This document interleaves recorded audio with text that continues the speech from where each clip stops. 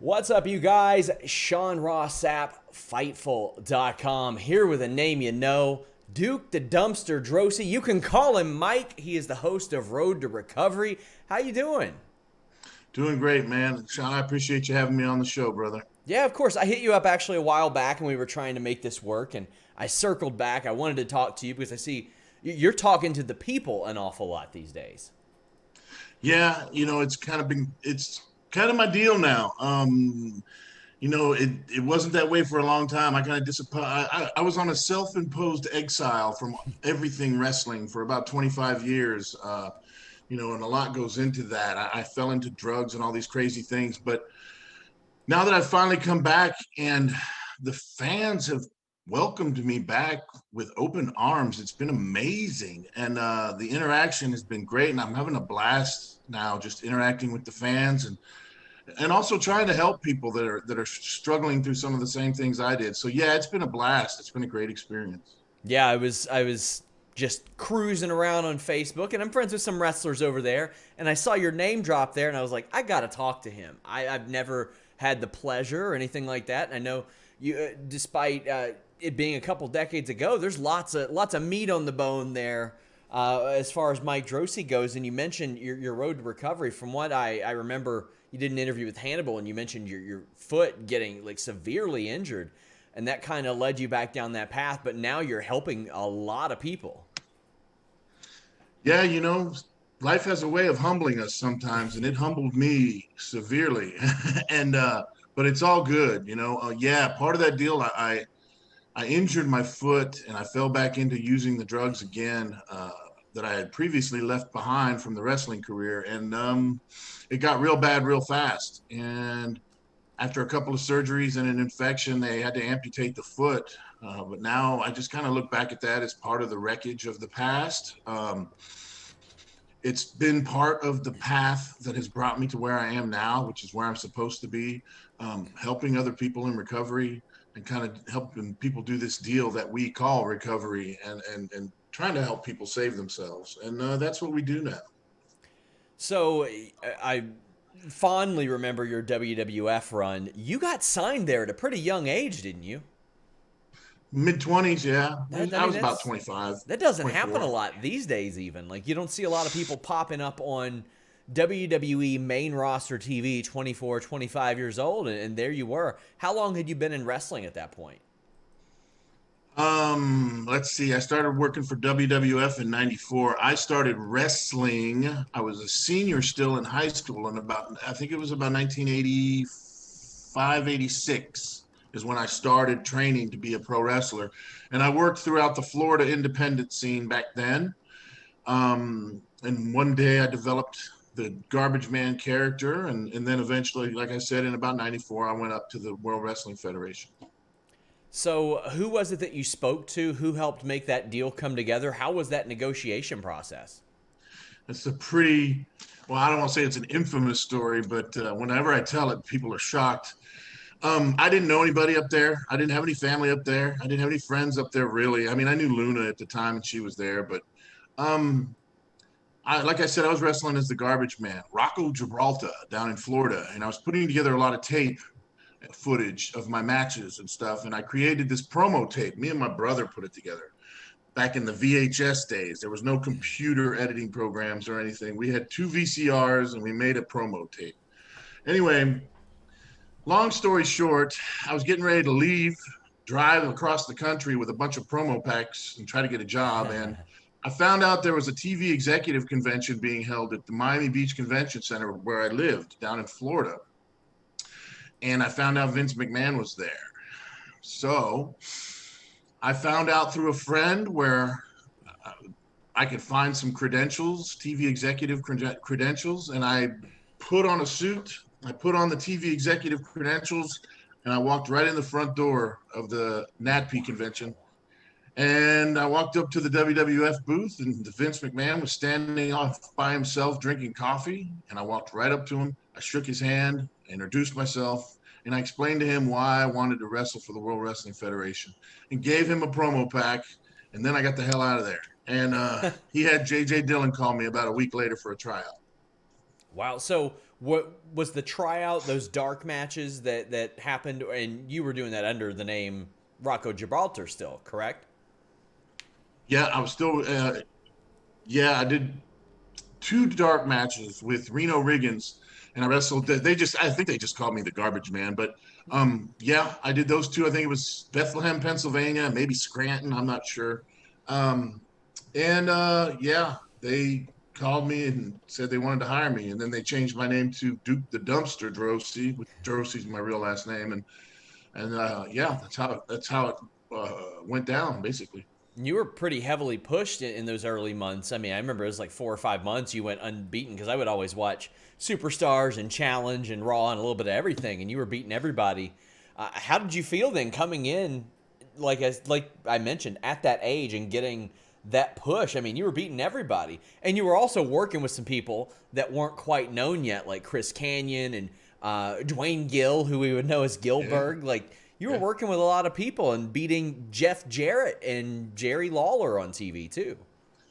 Yeah, they a lot of times they bring people in and they give you a real strong push at the beginning and to establish you as a character, and then they decide what they're going to do with you, and they put me in that feud with Jerry Lawler. That was the first thing, and yeah, I mean it was interesting the first several months. I think the first match I ever lost was sometime in '95. It was Green Bay, Wisconsin TV versus Bam Bam Bam Bam. Bigelow. Yeah, Yeah. that was the first time I lost the match. I was like, wow. And I didn't know quite how to take it. You get spoiled real easy. If you're not careful, you got to keep your ego in check. And sometimes that's hard to do. But yeah, it was just an interesting thing. And, then a lot of times I was putting over the new heels when they would come into the company and stuff like that. But that's kind of how it works. I wish I would have got more pay-per-view matches, though. That I do wish. I did notice that after the Bam Bam match, there was, I don't want to say a little bit of a time gap, but it says that you wrestled one TV match in September, one in October. What's going through your mind after that? Because they're still having you win. It's not like, okay, Bam Bam beat you, so all of a sudden you're losing a bunch. You're still winning every match that you got until the beginning of '95, up until like WrestleMania season. Yeah, it was different. I don't know. Something happened during the Jerry Lawler feud. I don't know. Somebody didn't like something they saw or whatever, but we never got a pay-per-view out of that. It ended on a Monday Night Raw match where I beat him by count out, and Doink the Clown interfered, and then he started a feud with Doink the Clown where they infamously had the four little kings and the four little dinks and the whatever Yeah. at the Survivor Series. But it never got me and Lawler never got a pay-per-view out of that deal. So it was kind of weird. Something happened. Somebody got turned off by something somewhere, and I don't know if I had done something or what. And that's the weird thing about the business is, it could be anything, anybody, anywhere. You never know. You step on the wrong person's toes by accident, and it can change the trajectory of your career. So I think that had something to do with what happened afterwards, because then I didn't see another feud until my first 2-year contract was up, and I threatened to leave, and I wrestled Triple H after that. But up until then, I never had another feud other than Lawler. Yeah, you wrestled Triple H on the free for all '96 Rumble, and I love the stakes for that. Winner enters 30th, loser enters first. You would work with him at least on the house show circuit for months and months after that. I know that you all even had a dark cage match, which I want to talk a little bit about. But what was that like, being told, hey, you're going to be on the free for all, which was used to sell that Royal Rumble show, which is a major thing for WWF? Yes, at the time I was ecstatic about it. I was like, because it wasn't just a free for all. It was, we're going to set up this angle and you're going to go on to another pay per view with him. I was like, finally, I get to do a pay per view singles match. It's not just the Royal Rumble for once. Um, but it was just kind of weird the way it went about. But yeah, we wrestled in a lot of house shows, and we kind of went back and forth, winning and losing against each other. And we were trying a lot of different things, and it was always fun to work with Paul, because he was always willing to do anything. I mean, he busted his ass for me. He flew all over the place because I threw him all over the place, and he never complained. He never complained once. He took all the bumps, and I gotta say, he was a champ in that respect. He took them bumps, that's for sure, because Duke threw his ass all over the place. So Yeah, and you're not a small man, needless to say. And he's not either. He's a really big dude. And I think that, like, at that time, I was just like, I had no concept of how big pro wrestlers were. Because I was seeing you two fairly close in size. I didn't realize you're both gigantic people tossing each other around the ring. And like you said, he's bumping everywhere. Like, taking the trash compactor and all that stuff, like that power can't be slams, easy. press slams, spine busters, everything. He took it all. So you all go to the Royal Rumble, and you've been in a couple Royal Rumbles. How exactly are those laid out? Who goes and tells you this is when you're in, this is when you're out, and kind of lays all that stuff out for you? Pat Patterson. Pat Patterson sets those up. He sits everybody down. Usually it's in the catering area, and he'll have like a big white dry erase board, and he'll give everybody the order that you're going out to the ring. Then he will tell you when. He will say, okay, you go out of the ring after you see this wrestler go out, and he tells you who's going to throw you out of the ring. That's basically how it works. It's like what number you go to the ring, and then basically what number you go out, because you watch to see and you go after a certain person, and you may make sure the right person also that throws you out of the ring, and that's how it works. And then the rest of it's just a big old mishmash in the ring, and people goofing off and making each other laugh, basically, is what it is, and ribbing each other. So I know that they had Diesel and Kama eliminate you pretty quickly in '96. Were you out there when Steve Austin accidentally got eliminated? Was that around the same time? Like, because he's mentioned that a few times, like he was supposed to be in the Final Four, but it got messy, and he had to look up at Sean and be like, hey, I'm out, buddy. We can't do it. I don't remember. I mean, I kind of remember that happening, but I don't remember what year was that. That was '96. Oh, so that was the year I got. Oh, yeah. That was the year you got I remember 30th, there was. yeah. Yeah, there was some. You know what though? The funny thing about stuff like that in the wrestling business is the boys in the back are very skeptical. We're like, all right, was that a work or was that a shoot? So we're always very skeptical. So we were unsure. And I think that was the approach that that was the attitude that the boys in the back had about it. We were like, yeah. They're trying to work us and the fans. But yeah, I do vaguely remember that happening. I didn't remember that he went out of order though. Yeah, and the year before, you spent a little bit more time in there. They probably don't have it down to like a second. It's probably just a general time that you're in there. Yeah, and some people take longer to go out before you than they're supposed to. It's like you'll be sitting there, and like you got to get out of there before a certain number of people are in the ring, or they're going to start setting up spots with the last four people. But the guy that's supposed to go out before you is still just lollygagging around for more airtime, and he's not going out yet or taking his time. So, you just kind of got people start yelling at each other, get out, get out. So you did get a pay-per-view match with Triple H the next month, and eventually your hair gets cut off. I remember that was an integral part of the Duke the Dumpster Droese character. How were you feeling about that, getting your head buzzed? Well, the way that came about was, the whole Triple H thing came about at the end of my 2-year contract because I was really frustrated with how they were using me. They were just beating me with any new heel that came in. And one night, a new heel happened to be Steve Austin, the ringmaster. And that was the night I took a stand and told Bruce I didn't want to do it. And they said, you don't have to do it. And of course, I explained to Steve why, and he understood, and we became good friends after that. But it was at the end of a contract. So I think, they gave me the Triple H thing to appease me and get me to re-sign the next 1-year deal, right? And during that time, I also told him I wanted to change. I wanted to turn heel. I wanted to change my appearance. And so when we were in the discussions about what we were doing, Jim Ross came up with the idea that since I was talking about wanting to cut my hair and change my image, Triple H could cut it off as part of the angle. Sure. And it was interesting to me because I was like, yeah, I said, I'd be willing to do it as long as I get some kind of revenge at the end. I mean, I know I'm not going to beat him. I knew I wasn't going to beat him because he was in the clique. And I knew I wasn't going to cut his hair.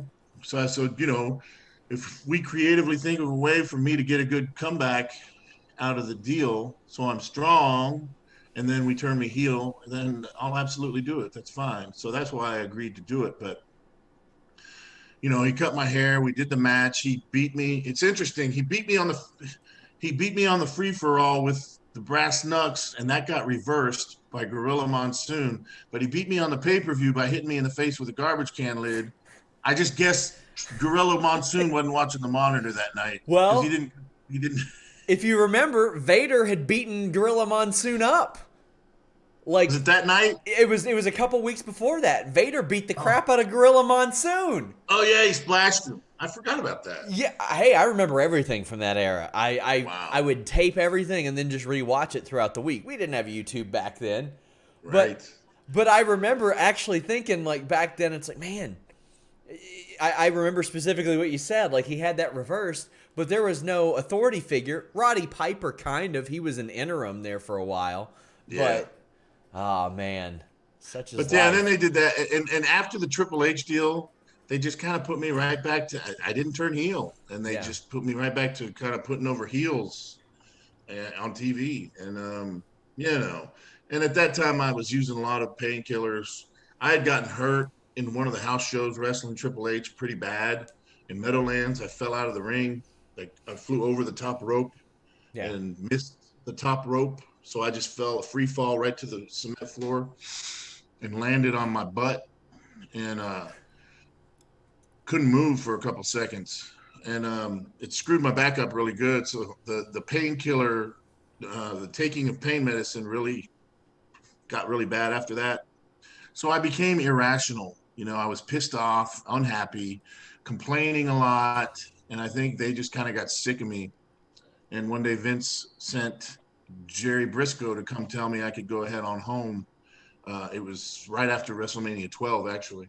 But yeah, that's kind of how that went down. Had you signed a new deal at that point? Yeah, I had just signed a new 1-year deal, and they said, go home. I still had 8 months left on it. And I just went home. First, I said, you need to release me from the contract. And, of course, Briscoe was like, yeah, okay, yeah, whatever.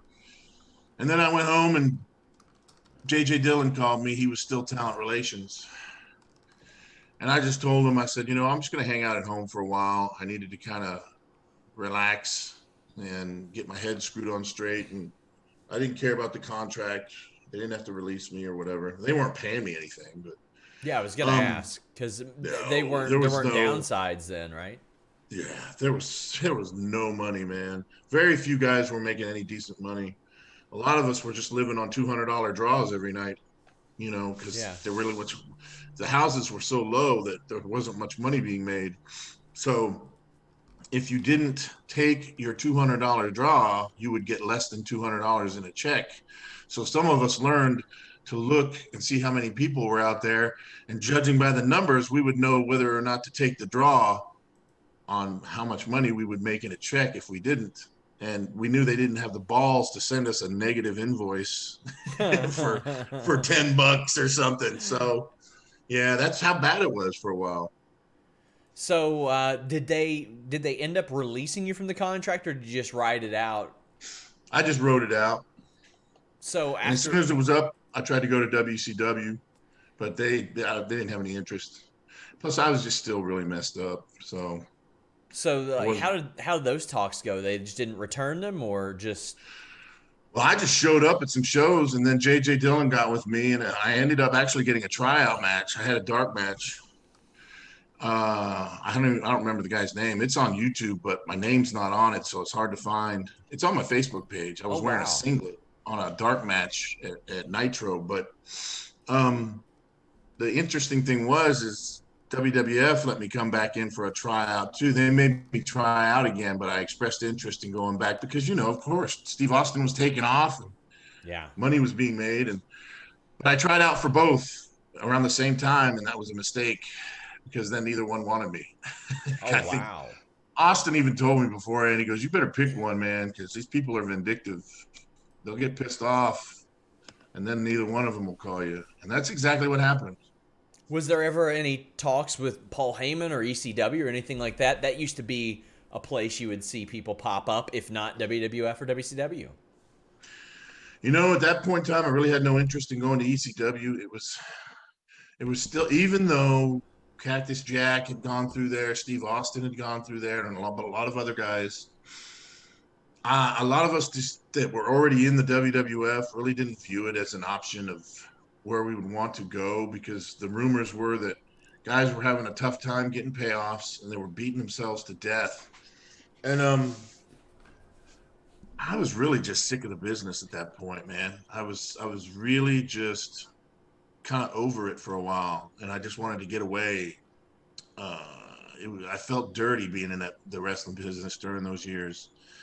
They lied to you, and if you're not good at handling rejection, you're going to have a difficult time.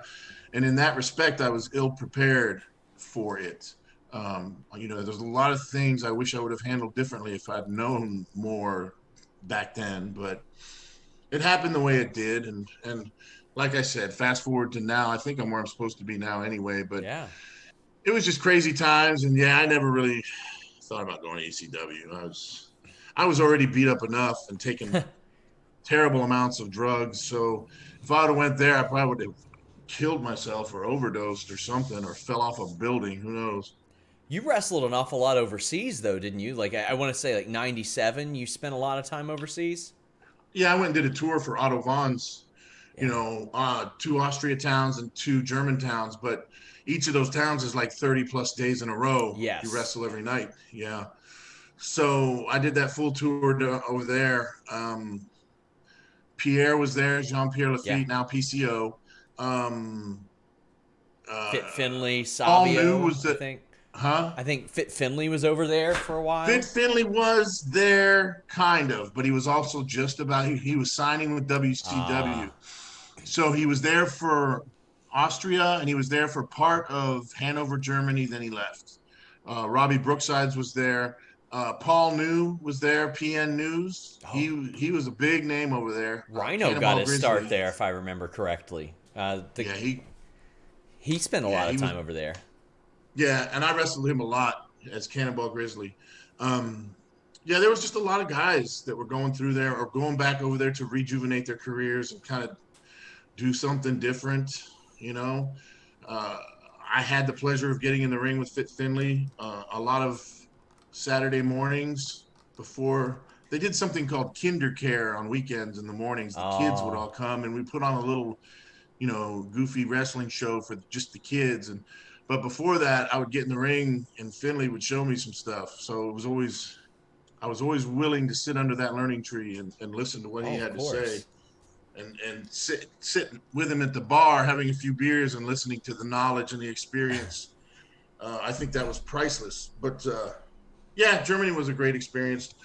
But then again, I came home and I got crazy again, and I was just, I don't know. I was doing too many drugs, so it just fell apart. The wheels came off the Sure. car, and it just fell apart. So It seemed like you maintained a pretty positive relationship with WWF even after you were gone. They kept you under contract, and even though they weren't paying you, but they brought you back for the tryout, and then you did the Gimmick Battle Royal, which, I mean, my God, that was looks like a ton of fun. How did they reach out for that, and what was your reaction?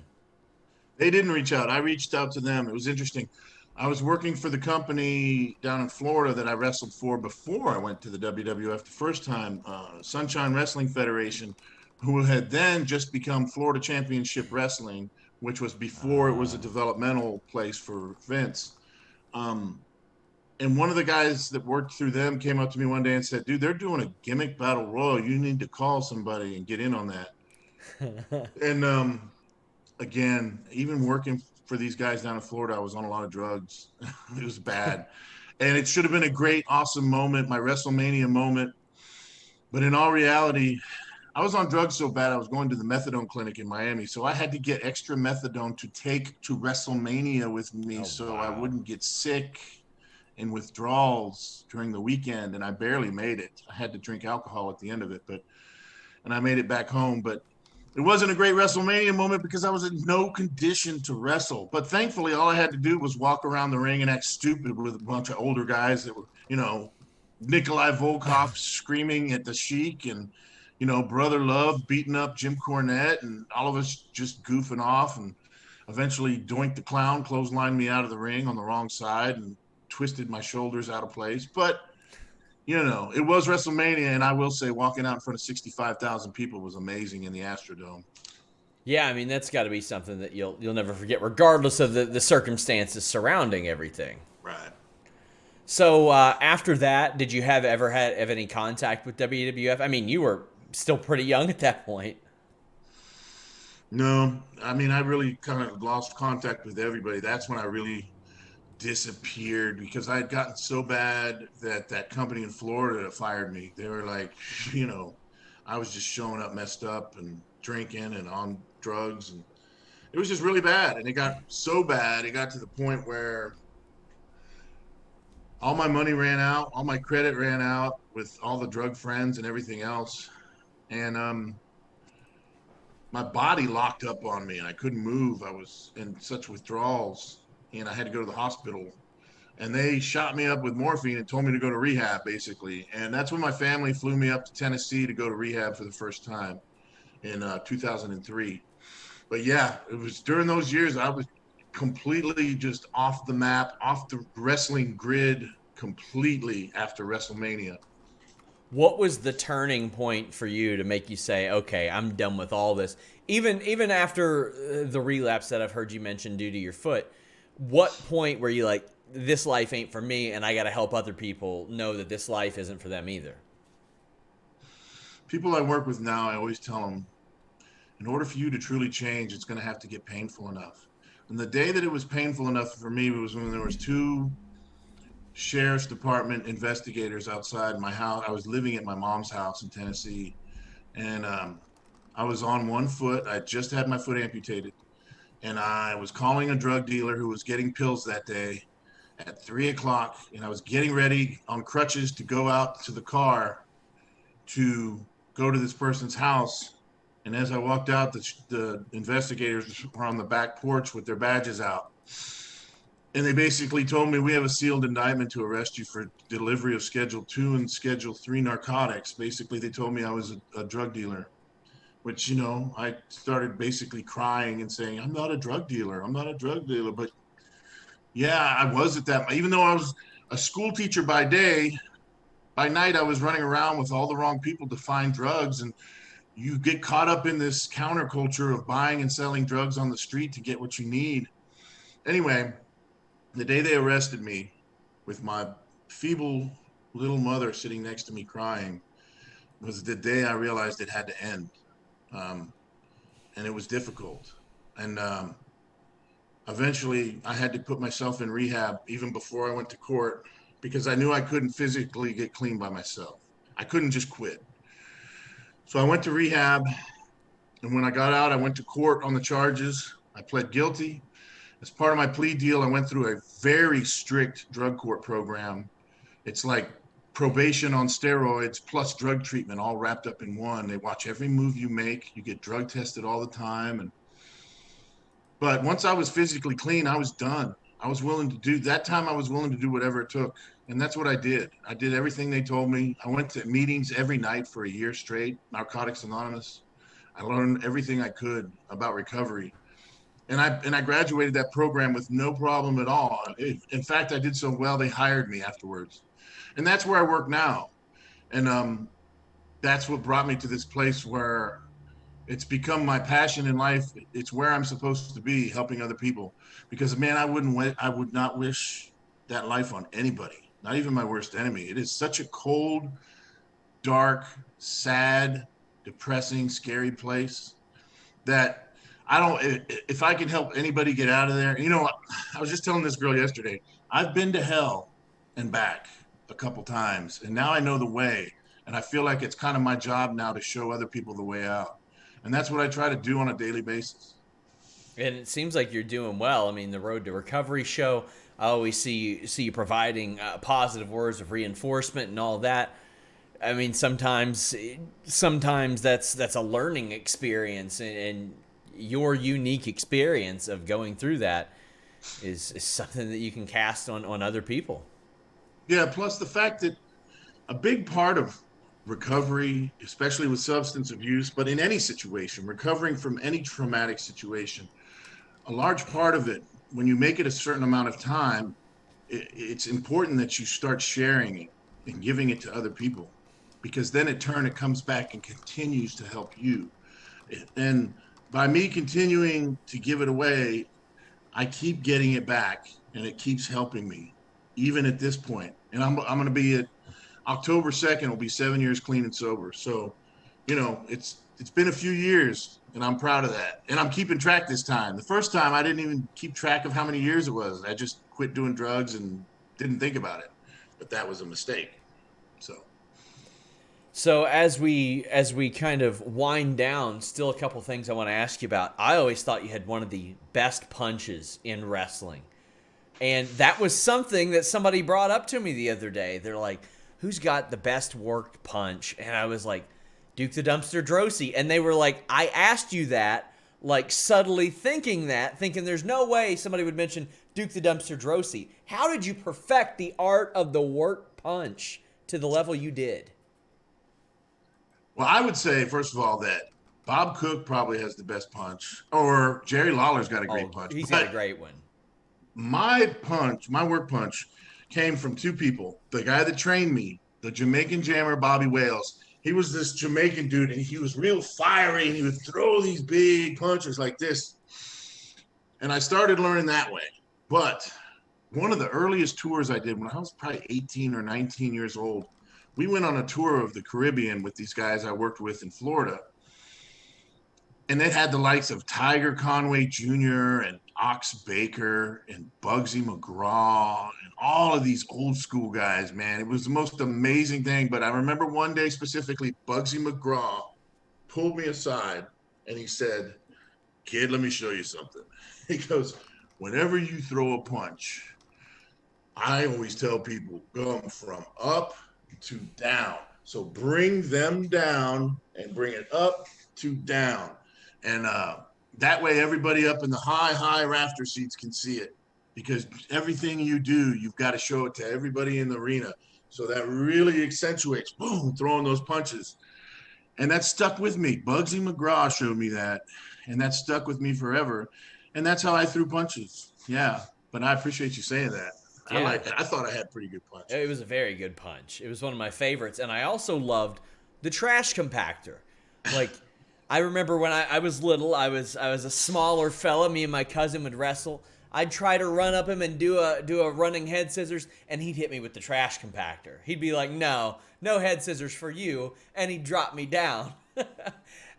How do you develop that move? How do you settle on the trash compactor, that tilt-a-whirl power slam as a finish? It was that we were practicing in a ring behind a guy's house. The guy I worked with in the Sunshine Wrestling Federation way before I ever went to the WWF, and we would just go and practice and goof around in the ring and think of stuff and do stuff. And I remember there was this much smaller guy at practice that day that just took bumps from everybody. And I just remember he was standing next to me one day, and I reached and grabbed him and threw him up on my shoulder and power slammed him. And everybody was like, "Ooh." That moment in practice when everybody goes, "Ooh, you're on to something good." And I said, "Let me see if I can do that off the ropes." And I threw him off the ropes, and he came running, and I flipped him up on my shoulder and spun around and power slammed him. They popped. When they pop in practice, it's good. So that became the finish move. And it was called, at that time, I was wrestling as the garbage man Rocco Gibraltar, and I originally called it the Falling Rock for a long time. Ah, And I changed it to the trash compactor when I went up to the WWF. But the problem with it was the guy you were throwing it had to understand the leverage and how to flip and get up to your shoulder, because a lot of guys were just used to taking sidewalk slams, and they would hold on to your shoulders for dear life. But if they held on, they wouldn't go all the way up around onto your shoulder. So it was hard to teach some guys, and they couldn't get it, so they'd get stuck. And there's a few matches you'll I see on saw. YouTube where it end in a sidewalk slam because they didn't know how to take it. The very first guy I wrestled was Mike Bell on Superstars, and he didn't go up for it right.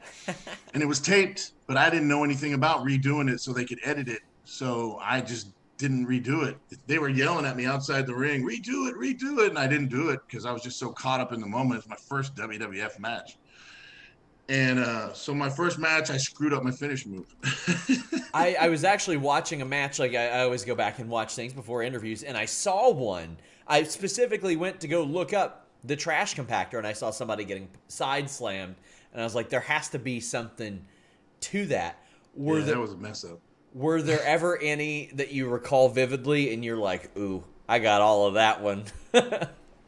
Man, there was quite a few guys that took a lot of pride in being able to go for it. Chris Canyon went up for it great. Reno Riggins went up for it great. That's why I got hired, because they saw the best trash compactor you could see, because Reno Riggins went up for it fantastically. Dwayne Gill went up for it great. Barry Hardy used to go up for it great. Let me see who else. The thing was, if somebody couldn't go up for it, I would just slam them and do the Buddy Rogers, or Buddy Rose. The Nature Boy. Oh, Buddy Rogers. Buddy Landel. Oh! Corkscrew elbow. That's what I did. The corkscrew elbow I stole from Buddy Landel. That was my backup. So if you ever saw me do the corkscrew, it was because the guy couldn't go up for the trash compactor. Were you excited to see Buddy Landel come into the WWF? It was like late 95. I marked out for him. And he came, he's like, that's good to know, kid. I said, yeah, I won't be doing it anymore. So I remember that poor man. They put him in there with like Ahmed Johnson right out of the gate. Oh. They had him taking a Pearl River plunge. And I'm sure of all the moves Buddy Landel has taken in his career, the Pearl River plunge ain't one of them. Yeah. That was rough. And also, I remember that. I remembered him just randomly. I would watch that Saturday morning show, Mania. And then just one morning, it's Bret the Hitman Hart defending the WWF Championship against Buddy Landel. And I was like, this is cool. Like, I didn't know who Buddy Landel was at that point, but I was getting to see Bret Hart wrestle him, and I was like, man, this is a good match. Yeah, Buddy was always a great worker, man. He was amazing. I wish we could have seen how that run would have been, but I know he got hurt like right after that. Like I think he slipped. I was there when he got hurt. What happened? It was in front of a hotel. It was on an icy day. I don't remember what town it was, but it was winter and it was icy, and maybe like a Marriott hotel or something. But he must have got paid off for that, because we were running up to the hotel, and the ground was covered with ice.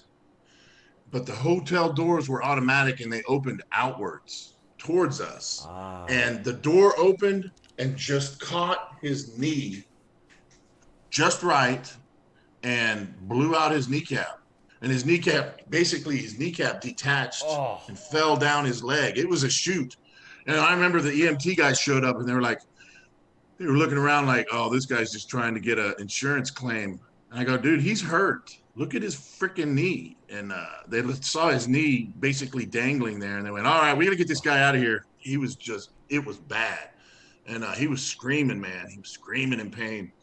So I always wondered if he got like an insurance payoff for that, because it was a shoot, man. It was a real deal. It blew his knee out. Yeah, it was wild, because I remember Buddy coming in, and I didn't realize he was there for like a weekend, because they filmed like 5 or 6 matches with him.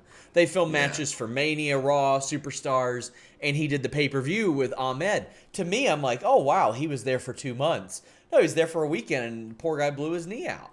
Yeah. Unfortunate. That's how it happens, man. Unfortunately, sometimes. Never know. So I remember last year, you were advertised for CHIKARA. How did this come about? You know, I just kind of started this whole process of interacting with the fans, especially on Facebook, and I built up a huge.